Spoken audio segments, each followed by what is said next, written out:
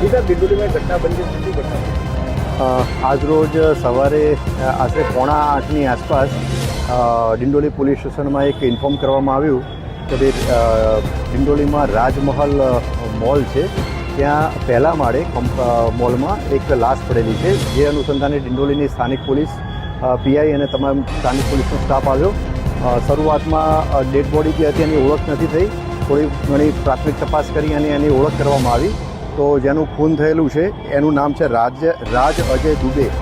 એ ઉંમર વર્ષ એની 20 છે અને એ રઘુકુલ નગર CR પાટીલ રોડ ડિંડોલી સુરતનો રહેવાસી છે. એ એના પરિવાર સાથે અહીં રહે છે અને એ રિકવરી એજન્ટનું કામ કરે છે. રિકવરી એજન્ટ એટલે કે જે ટુ વ્હીલર જે લોન ઉપર જે ગ્રાહક લેતા હોય અને એના લોનના હપ્તા બાકી હોય તો એ રિકવર કરવાની કામ કરે છે. હાલમાં તપાસ પ્રાથમિક તબક્કામાં છે. ફરિયાદ લેવાનું હાલમાં ચાલુ છે અને હાલની તપાસ દરમિયાન કોઈ આરોપી મળી આવેલ નથી.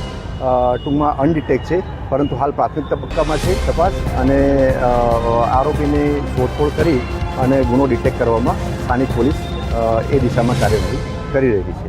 ઘટનાની ટાઈમિંગ ક્યારનું છે?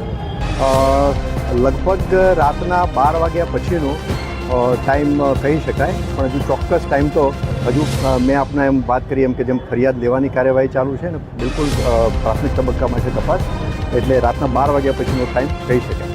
સીસીટીવી જેવું કંઈક ફૂટેજ આવ્યું?